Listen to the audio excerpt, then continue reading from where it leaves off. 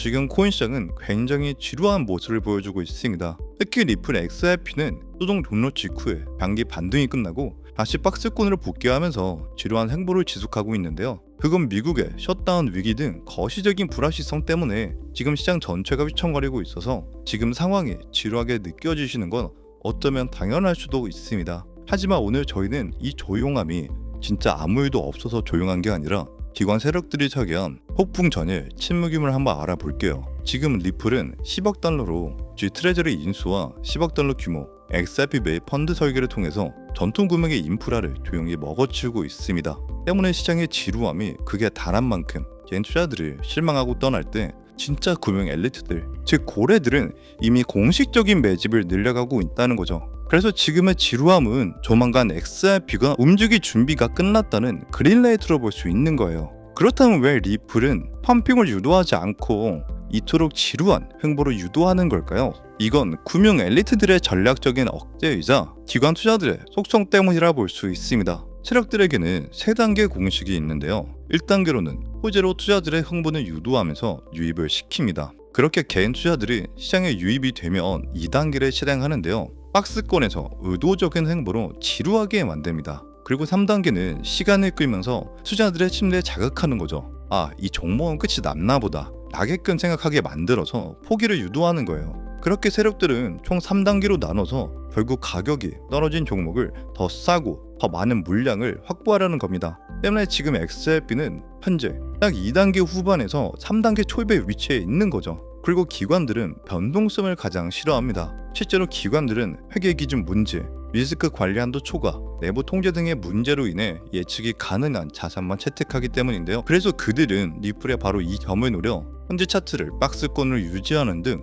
억제된 전략을 설계하고 있는 겁니다. 과거에도 마찬가지로 XRP는 항상 장세의 후반, 즉 대중들이 시선을 다른 곳으로 돌렸을 때 밀어 올려지는 구조를 반복해 왔었죠. 그랬던 만큼 지금의 박스권은 기관들이 만들어내 폭발적인 상승이 나오기 전에 점화 구간으로 해석할 수 있습니다. 또한 리플의 진짜 작전은 가격 차트가 아니라 전통금융 인프라 장악에 있는데요. 최근 리플은 10억 달러를 투자해 G 트레저리를 인수했습니다. 이 회사는 JP모건, 골드만삭스, 웰스파고 등 800개 이상의 글로벌 은행 및 대기업들과 직접 연결되어 있는데요. 더 중요한 건 G 트레저리가 SAP, 오라클 등의 글로벌 ERP 시스템과 연동된다는 점입니다. ERP 시스템에 대해서 잘 모르시는 분들이 있을 것 같아 간단히 설명하자면 전사적 자원 관리 시스템이라고 부르는데 회사 안에 모든 일을 한 곳에서 관리해주는 시스템이라고 생각하시면 되는데요. 실제로 우리도 회사 내에는 여러 부서가 있지만 모든 걸 따로 관리하면 복잡하니까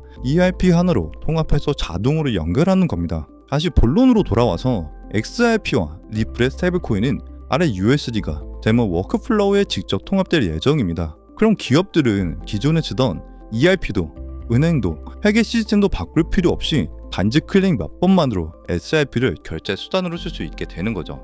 이게 바로 기존 금융의 관성을 유지한 채 아무도 반발하지 않고 또 조용하고 깊이 그리고 빠르게 XRP가 침투하게 되는 구조입니다. 그래서 리플은 지난 2년간 총 30억 달러를 투자해 이 모든 것들을 원스톱 블록체인 금융 스택으로 완성시켰죠. 때문에 리플의 전략은 인프라 장악과 동시에 공급을 통제하여 향후 가격 폭발을 유도하는 데 있습니다. 리플이 10억 달러 규모의 펀드를 조성하고 XRP를 시장에서 직접 매입하는 이유는 명확합니다. 이를 기관 전용 유동성 풀로 운영함으로써 유통을 거래소 중심에서 정액거래 방식으로 바꾸고 공급을 줄여 시장 통제력을 높이는 전략인 거죠. 그래서 현재 온체인 데이터는 거래소의 XRP 보유량 감소와 OTC 장외거래 지갑 증가라는 분명한 신호를 보여주고 있습니다. 이건 실제로 최근 500만의 XRP가 에스크로, 멀티시그 없이 새로 만든 지갑으로 이체되는 등 세력들이 매집을 거의 다 마쳤으니 장기 보유를 하겠다는 그린라이트를 해석할 수 있겠죠. 그렇게 개인 중심 거래소에서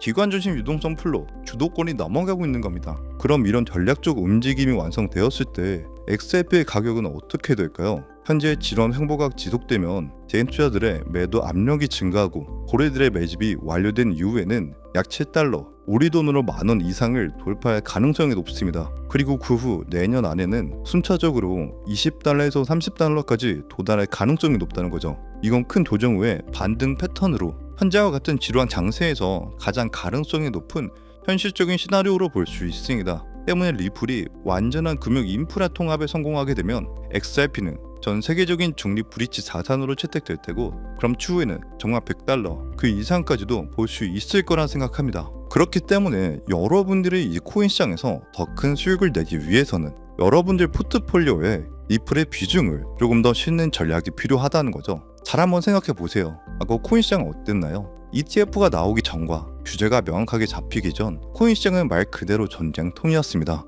남들은 뭐하러 그런 데이터 따위에 돈을 쏟아붓냐고 손가락질을 했고, 그냥 허정의 돈일 뿐이라며 비난을 했었죠. 하지만 지금은 그때와는 정말 180도 바뀌지 않았나요?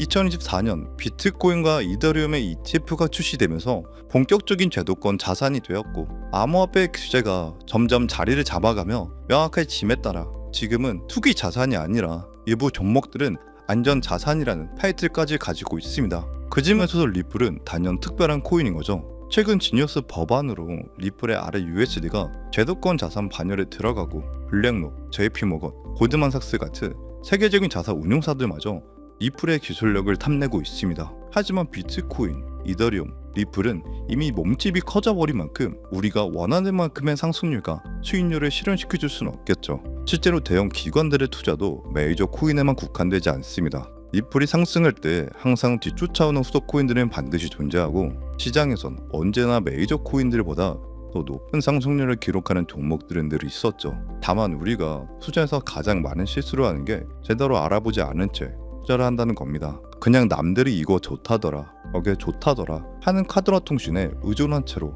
무턱대고 투자했다가 결국은 손실만 보게 된다는 거죠. 그렇다는 건 현재 우리가 시장에서 정말 큰 수익을 내기 위해서는 메이저 종목이 아닌 다른 종목에서 기회를 잡아야 한다는 겁니다. 실제로 지난 2021년도에 가장 많이 오른 종목들은 메이저 종목들이 아니었습니다. 디센트럴랜드는 4,400% 상승하고, 오라코인은 무려 3,300%의 대폭등을 보여줬죠. 따라서 우리는 지금 시장의 흐름을 제대로 읽어야 진짜 기회에 다가갈 수 있습니다. 물론 그래서 그 흐름을 어떻게 읽는 거고 어떻게 하는 거냐 물으시고 모르실 수도 있죠. 사실 정말 간단하기 때문에 들으시고 나면 더 의문을 품으실 수도 있습니다. 바로 기관들의 자금을 추적하면 된다는 건데요. 쉽게 말해서 미국의 대형 기관들이 주도하고 매집하는 그 테마를 따라가면 된다는 겁니다. 암호화폐 시장이 과거와는 다르게 그 규모가 커진 만큼 더 이상 개인들의 자금으로는 쉽게 움직이지 않기 때문에 기관들의 유입이 그 판도를 뒤바꿀 수 있기 때문이죠. 실제로 작년 2014년 비트코인 현물 ETF가 출시되기 전만 해도 그 누구도 비트코인이 1억을 넘지 못할 거라고 예상했지만, ETF가 본격적으로 승인이 나고 출시되면서부터 비트코인에는 미친 듯한 기관 자금들이 쏟아지기 시작했고, 불과 2달 만에 8천만 원에서 1억 6천만 원까지 뛰어버렸습니다. 이게 뜻하는 바는 현재 시장에서 가격을 확실히 끌어올릴 수 있는 건 기관들이 주도해야 된다는 건데요. 그렇다면 이제 블랙록, JP모건 같은 월가 주요 자산 운용사들이 앞다투어 선점하고 있는 테마가 무엇일까요? 바로 RWA, 실물자산 토큰화입니다. 최근 뉴스나 기사에서 많이 들어보셨을 텐데요. 실제로 블랙록이 주도하는 비들 펀드에 속해 있는 온도 파이낸스는 초기 상장 대비 1000%를 올리며 RWA 테마에 대장주로 올랐습니다. 그 밖에 RWA 테마 코인들도 수백 퍼센트 상승률을 기록하기도 했죠. 그럼 도대체 이 RWA가 정확히 뭐길래 주요 기관들이 눈독을 들이며 막대한 자금을 쏟고 저런 상승률이 나올 수 있는 걸까요? RWA, 즉 실물자산 토큰화는 말 그대로 현실에 있는 자산인 건물, 금, 미술품, 채권 등을 블록체인으로 가져와 블록체인 위에서 조각조각 나눠 투자할 수 있게 만든다는 겁니다. 단돈 몇천 원으로도 건물에 대한 지분 등을 살 수 있게 되는 거죠. 기존 현실에서는 수천만 원, 수억 원의 자산이 필요해 가능했던 것이 이제는 누구나 가지고 있는 스마트폰으로도 고급 금융 자산에 참여할 수 있습니다. 이게 중요한 이유는 그동안 막대한 자본을 가진 소수들만이 접하던 시장을 우리 같은 서민들도 쉽게 접할 수 있게 된다는 거예요. 이 말은 이제 전 인류가 참여할 수 있도록 만들면서 시장의 규모를 키울 거라는 의미로 볼 수 있습니다. 잘 한번 생각해 보세요. 기존의 소수 자본가들 참여했던 시장인 만큼 그 시장은 규모가 커지더라도 명확한 한계가 있었죠. 근데 RWA라는 새로운 시장이 열리면서 이제는 누구나 참여할 수 있다는 건 시장의 규모가 수십, 아니 수백 배 이상까지도 커질 수 있는 길이 열렸다는 겁니다. 그럼 그 거대 기관들이 시장의 판을 크게 만드는 이유는 과연 뭘까요? 단순히 가격을 올리기 위해서? 절대 아닙니다. 본질적인 시장을 키움으로써 자신들의 부와 영향력을 키우기 위해서인 거죠. 그리고 이 RWA는 스테이블 코인과도 아주 밀접한 연관성을 가지고 있습니다. 제가 앞서 RWA는 실물 자산을 블록체인 위에서 토큰으로 만든 거라고 했잖아요.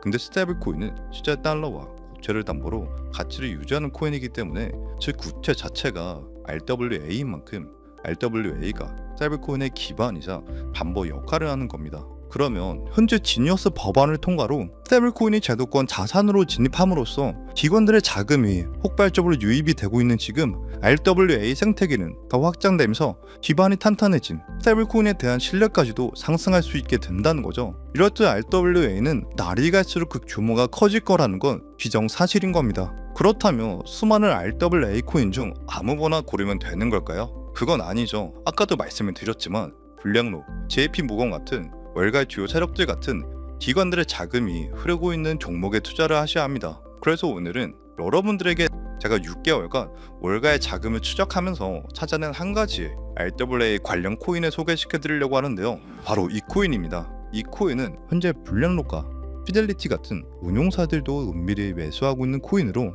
본격적인 상승이 왔을 때 5000% 아니 10,000% 그 이상까지도 충분히 상승할 수 있을 거라 생각하고요. 아직 가격도 완화로 160원 정도로 아직 대중들에게 알려지지 않은 저평가 코인입니다. 충분한 시드가 없으신 분들도 충분히 큰 수익을 벌어가실 수 있을 거라 생각합니다. 현재 제가 코인명을 가려 놓았는데 유튜버 정책상 코인명이 공개될 경우 제재를 받고 있기 때문에 어쩔 수 없이 가려 놓았다는 점 양해 부탁드립니다. 그래서 해당 코인명을 알고 싶다 하시는 분들은 제가 개인적으로 연락을 드릴 수밖에 없는데요. 정보 받아보시는 방법은 어렵지 않습니다. 이 영상 하단에 설명란이 나오면서 더보기 버튼이 보이실 텐데요. 더보기를 누르시면 파란색의 링크가 나옵니다. 클릭해서 들어가시면 간단한 설문이 나오는데 10초밖에 안 걸리는 간단한 설문이니까 작성하셔서 제출하시면 한 분 한 분 최대한 빠른 시일 내에 연락을 드리고 있습니다. 특히 전화번호 입력란에 잘못 적으시면 제가 공유해드릴 수가 없다는 점 반드시 기억하셔서 확인 부탁드리고요. 그리고 컴퓨터로 영상을 보시는 분들은 영상 하단에 있는 더보기를 누르시면 마찬가지로 파란색 링크가 나오니까요. 참고 부탁드립니다. 저는 절대 여러분들에게 그 어떤 금전을 요구하지도 않습니다. 주신다고 해도 안 받아요. 그저 다만 요즘같이 시장이 힘들고 살기 어려울 때 조금이나마 힘이 되셨으면 하는 바람을 하고 있습니다. 그래도 뭔가 주고 싶다 하신다면 좋아요와 구독 한 번씩만 부탁드릴게요. 그 좋아요와 구독이 영상을 제작할 때 큰 힘이 되거든요. 마지막으로 여러분들이 투자를 결심하셨다면 바로 투자를 하시기보단 충분한 정보 수집과 공부를 통해서 투자에 임하시길 바랍니다. 시장은 우리들의 생각보다 훨씬 냉정하고 잔혹합니다. 앞으로 남은 2025년도 건강 잘 챙기시기 바라며 오늘의 영상 마치겠습니다. 감사합니다.